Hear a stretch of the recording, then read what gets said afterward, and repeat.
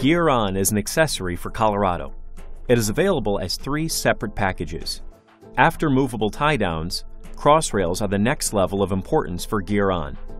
They are used to support cargo, like bike carriers, and to allow for tiered storage.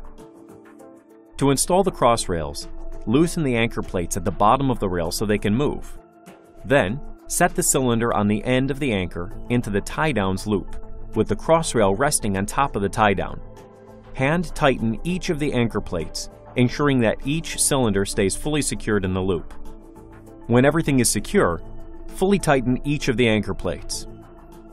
The third level of the Gear On system is the cargo divider. This device uses the upper tie-downs as well. The cargo divider is secured in the same manner as the cross rail. Note that there are 3 different potential positions for the divider based on the needs of the user: towards the rear of the truck, in the middle to divide the bed into halves, and near the cab